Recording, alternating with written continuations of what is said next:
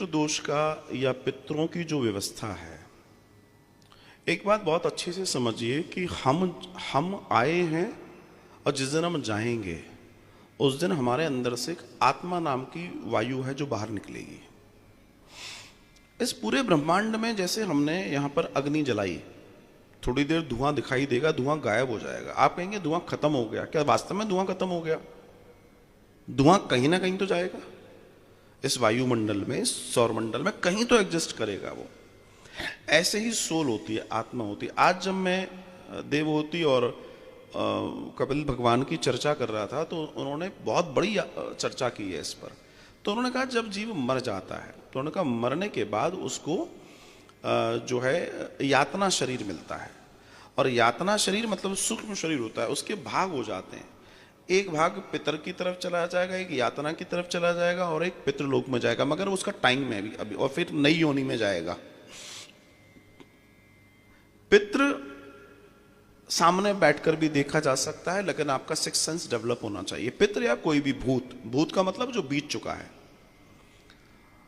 तो जो पितृदोष है, रीजन समझ लीजिए, पितृदोष के कारण समझिए पहले कि पितृदोष के लक्षण क्या है।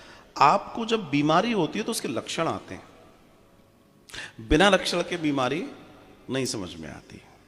सबसे पहले ये समझिए कि आपके घर में जहां आप रह रहे हैं, कुछ ही लक्षण बताता हूं क्योंकि समय भी कम है। तो आपने महसूस किया अगर कि घर में जब हम रहते हैं तो उदासी रहती है, और जब घर के बाहर जाते हैं तो हम खुश हो जाते हैं, अच्छा लगता है। वापस जैसे ही घर में जाने लगते हैं सर भारी होना और इस तरह की स्थितियां होती हैं। ये एक लक्षण। आपके पास सारी क्षमताएं हैं लेकिन उन क्षमताओं का जो परिणाम आना चाहिए जीवन में वो नहीं आ पा रहा।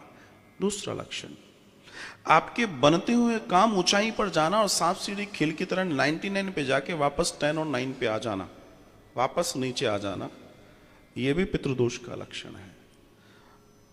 उम्र होने के बावजूद भी विवाह ना होना, कोई लंबी बीमारियां घर में चला आना, जिनके हम लगातार पैसा लगा ही रहे हैं, जिन कामों को हो जाना चाहिए वो काम रुके हुए हैं, जबकि सब सक्षम है, सब कुछ ठीक है, चुटकी बजाते से हो जाना चाहिए पर नहीं हो रहा है। आपको निरंतर अपने पितरों के स्वप्न भी आ सकते हैं।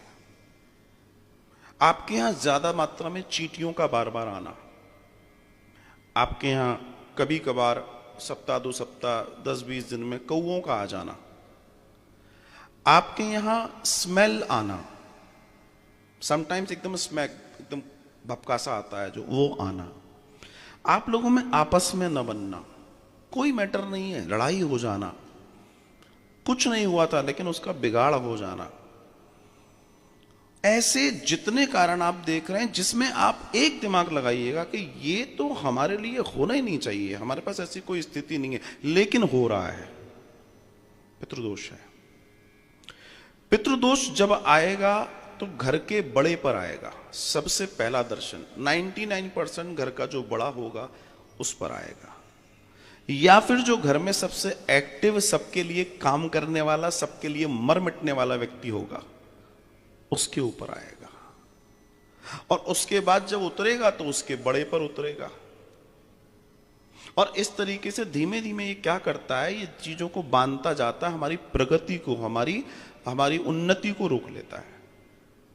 और हम चिड़चिड़े हो जाना, घर में छोटी छोटी बातों पे